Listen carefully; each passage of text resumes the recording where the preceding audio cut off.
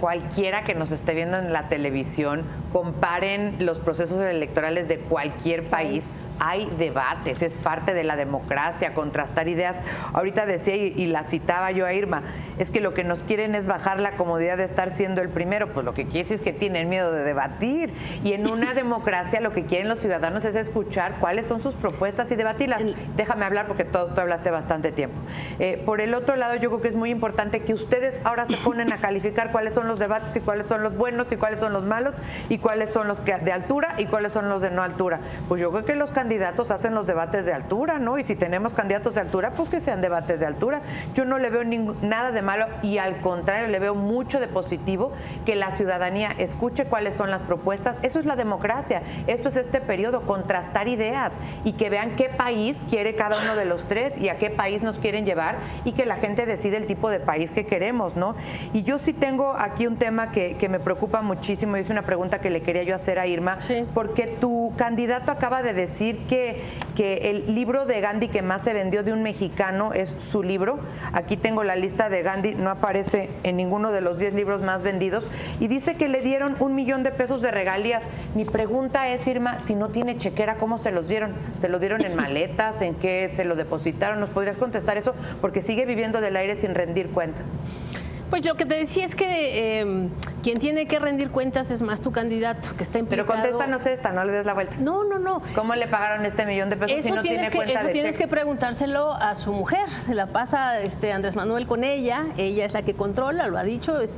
Yo no tengo por qué explicar lo que corresponde a una familia. Sin palabras. A una familia. Para los que escucharon. No, eso corresponde es una familia honesta. Eso es súper grave porque lo que es súper grave porque eso quiere decir que tiene que prestar nombres y es la esposa. Bueno, me preguntaron y no me dejan de terminar la ¿cuál es la respuesta? La respuesta es, hay que romper con esa visión de que un político tiene que tener tarjetas de crédito, que esa es la acusación que hace Meade para señalar. Pero si gana dinero lo tiene que reportar y guardar en algún lugar, o en maletas o en un banco. Tiene que tener chequera, tiene que tener guaruras, tiene que tener... Pues, no ¿Ustedes es así le darían a administrar la economía de la onceava economía del mundo a alguien que no administra ni una chequera? Pues yo creo que la onceava economía del mundo cayó a la 13ª economía del mundo precisamente por las malas decisiones de tu candidato que nos lleva dependiendo si lo mides por poder paridad de compra o no. El dólar lo devaluó hasta los 20 pesos, 18.60 pesos hoy por hoy el dólar cuando estaba en 12.90. El dólar flota, es libre flotación. Por eso, pero no me puedes decir que es un gran... A ver, es debate entre dos. No, a ver, la pregunta fue específica de parte de Vanessa Rubio. Me parece que hablamos de la coyuntura, hablamos de los grandes temas de esta semana y de cómo empieza de verdad esta que va a estar complicada. Pero antes de irnos sí me gustaría cerrar con un tema de ideas. Y sin duda, tal vez hay varios temas neurálgicos, uno de ellos es el tema de la violencia. El tema de la violencia, cómo atajar el tema de la violencia y hacia dónde dirigirse. Te paso la palabra, Vanessa, empezamos de aquí para acá con el tema de la violencia. ¿Qué hacer? ¿Qué hace o qué propone su candidato respecto al tema de la violencia? Un tema de violencia tiene que ver mucho con educación, tiene que ver mucho con que hayan instituciones de seguridad bien arropadas, bien capacitadas, tiene que ver con que sea inaceptable la violencia contra las mujeres, tiene que ver con las mujeres empoderadas económicamente y financieramente para que no tengan que aceptar una vida de violencia y puedan salir de ese círculo vicioso, desafortunado en el que muchas veces están adentro. Tiene que ver también con un Estado de Derecho, con respetar las instituciones, con fortalecer el Ministerio Público, con darle independencia al Ministerio Público.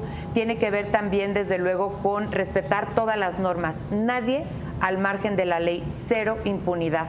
Ni aunque sean candidatos a la República, todos tienen que rendir cuentas, todos tienen que decir de qué ganan, cómo lo ganan, dónde lo depositan. Y desde luego, por supuesto, hay un candidato que es Anaya, que tiene que rendir cuentas a la justicia muy graves de temas de menos de enriquecimiento ilícito por ahí también se figura el lavado de dinero y simplemente un tema de cuentas, como se los he dicho, pues si reportan que ganan 90,000 pesos al mes, ¿en qué momento te dio para tener un capital de una nave industrial de 450, tener a tu familia en Atlanta y además ir todos los fines de semana? No suma. Hemos sido servidoras públicas, tú lo eres, y simplemente las cuentas no dan. Entonces yo lo que creo es acabar con la impunidad, tener leyes homologadas. No puede ser que un delito de violación, por ejemplo, se castigue distinto en Chiapas que en Chihuahua, y por el otro lado un Estado de Derecho real donde nadie esté por encima de la ley. El ejército, específicamente en las calles, o el ejército regresando a los cuarteles? El ejército haciendo las labores que tiene por ley, pero en algunos casos se ha requerido intervenciones temporales del ejército para dar estabilidad, pero con ciertos parámetros de conducta que son los que están siendo abordados. Laura, el tema de violencia, y le agrego, por supuesto, la palabra narcotráfico. Mira, yo, por supuesto, el tema de violencia es un tema que merece una estrategia integral que pasa por la cuestión social y todo esto, pero yo me quiero concentrar en el modelo policial, que yo sí quiero decir que es un fracaso del Estado mexicano el no haber podido en 6 años habernos puesto de acuerdo en un modelo policial. No tenemos un modelo policial, una idea de cómo se tiene que organizar la policía. Por supuesto, este modelo que a nivel federal se adoptó de que la Secretaría de Gobernación asumió las tareas de seguridad pública claramente es un fracaso. Cerramos el año pasado como el año más violento en la historia de México. Incluso hay más muertos en México que en países en los que están en guerra como Siria y otros.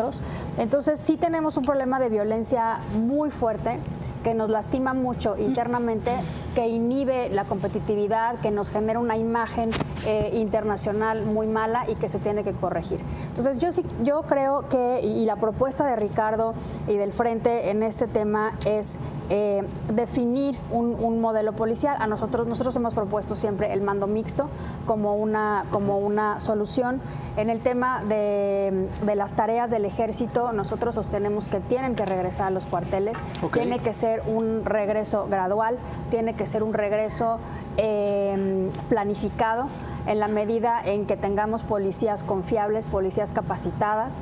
El ejército nunca debió haber salido a las calles y permanecer ahí, ahora tienen una ley que los cobija, pero es atendiendo una realidad que nunca debió suceder y por eso creemos que tienen que regresar poco a poco. Sí, es una realidad que lo necesitamos, pero la solución es tener policías confiables, capacitadas, cercanas a la ciudadanía. Y el otro tema que tiene que ver con esto es la responsabilidad. La responsabilidad de los gobernadores y de los alcaldes, mucho más, y aquí sí lo tengo que reconocer, que a nivel federal.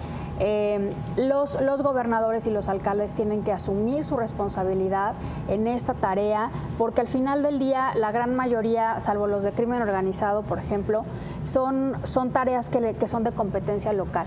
Y entonces ha sido muy fácil para los gobernadores y los alcaldes, pues que venga el ejército y de aquí que no se vaya nunca, ¿no? A asumir ellos mismos la responsabilidad de las policías locales. Entonces tiene que haber un deslinde y tiene que haber también incentivos para que los gobiernos locales atiendan esa tarea, y es lo que Ricardo y el Frente está proponiendo. Irma, ¿qué dice Andrés Manuel López Obrador con el tema de la violencia, narcotráfico, crimen organizado? La violencia, narcotráfico y crimen organizado surgen de la corrupción y surgen de la impunidad.